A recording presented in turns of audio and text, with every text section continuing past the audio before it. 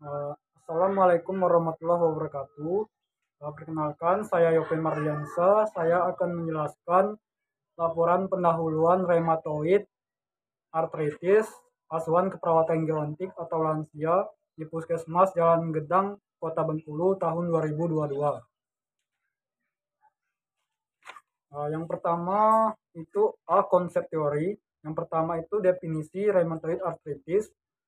Adapun menurut Lukman dan Runa Ningsi tahun 2013, rheumatoid arthritis merupakan penyakit inflamasi sistemik kronik atau penyakit autoimun di mana rheumatoid arthritis ini memiliki karakteristik terjadinya kerusakan pada tulang sendi, ankilosis, dan deformitas.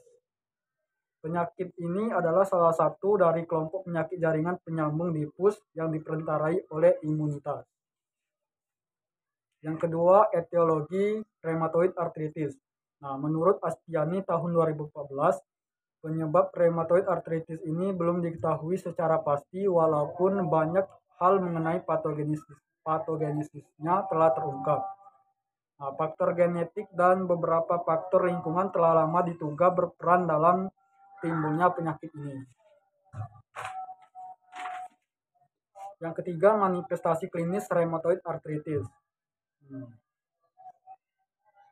Menurut Buper 2010, yaitu tanda dan gejala rheumatoid arthritis berupa sendi terasa nyeri dan kaku pada pagi hari, bermula sakit dan kekakuan pada daerah lutut, bahu, siku, pergelangan tangan, dan kaki, juga jari-jari, mulai terlihat bengkak beberapa bulan bila diraba terasa hangat, terjadi kemerahan dan terjadi sakit atau nyeri bila sudah tidak tertahan dapat menyebabkan demam dan terjadi secara berulang. Yang keempat, patofisiologi rheumatoid arthritis.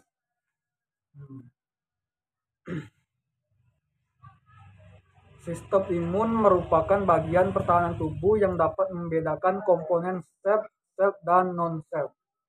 Pada kasus rheumatoid arthritis, sistem imun tidak mampu lagi membedakan keduanya dan menyerang jaringan sinovial serta jaringan penyokong lain. Menurut Astiani tahun 2014. Inflamasi mula-mula mengenai sendi sinovial seperti edema, kongesti vaskular, eksudat fibrin, dan filtrasi selular. Peradangan yang berkelanjutan, sinovial menjadi menebal, terutama sendi artilago dari sendi. Pada persendian ini, granulasi membentuk panus atau penutup yang menutupi kartilago. Adapun dari pathway dari rheumatoid arthritis ini, kawan-kawan bisa lihat rheumatoid pathway-nya seperti ini. Kalau dijelaskan bisa panjang ini videonya, maaf.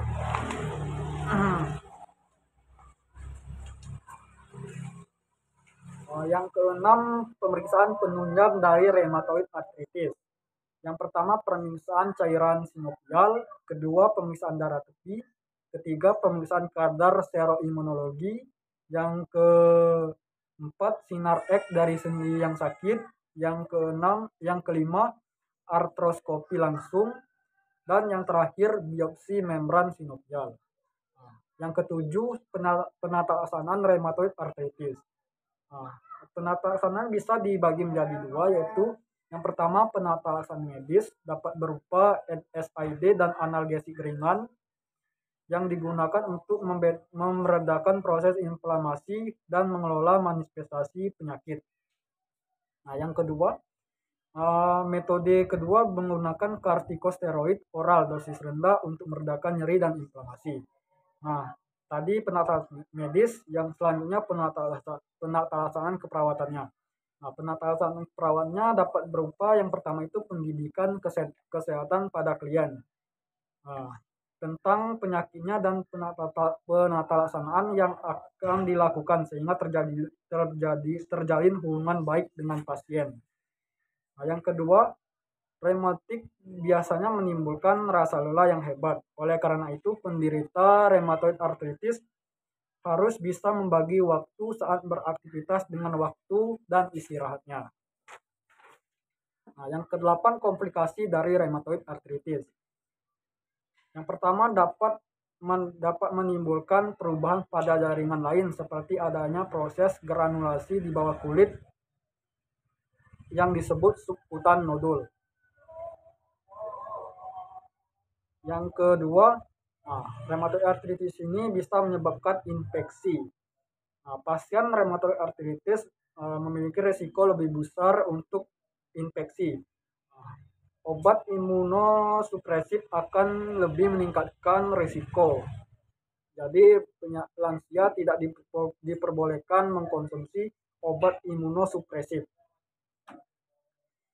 Yang ketiga, bisa menyebabkan penyakit paru-paru. Adapun penjelasannya, sebuah studi kecil menemukan prevalensi tinggi peradangan paru dan fibrosis pada pasien yang baru didiagnosis rheumatoid arthritis. Namun, temuan ini dapat dikaitkan dengan pasien yang merokok.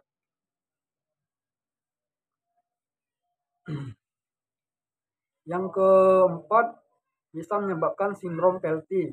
Kondisi ini terkait dengan splenomegali, leukopenia, dan infeksi bakteri tulang. Nah, tadi kan pengkajian, konsep teori. Nah, yang B-nya konsep asuhan keperawatan. Nah, konsep asuhan keperawatannya yang pertama itu pengkajian. Pengkajian ini ada identitas klien, riwayat kesehatan sekarang, riwayat penyakit dahulu, pola fungsi kesehatan, riwayat psikososial, dan pemeriksaan fisik. Pemeriksaan fisik ini dari pemeriksaan dari kepala sampai kaki.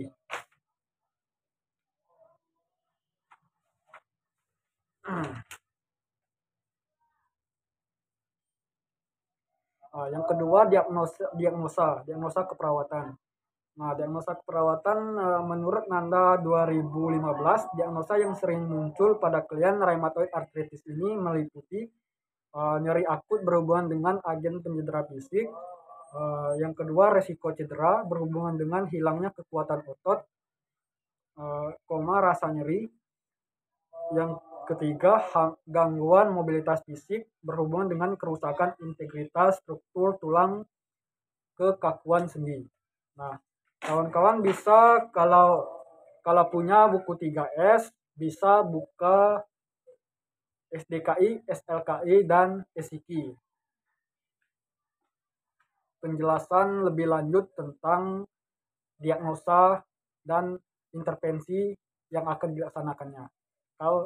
Mungkin itu saja penjelasan dari saya, teman-teman dan Bapak yang membimbing saya.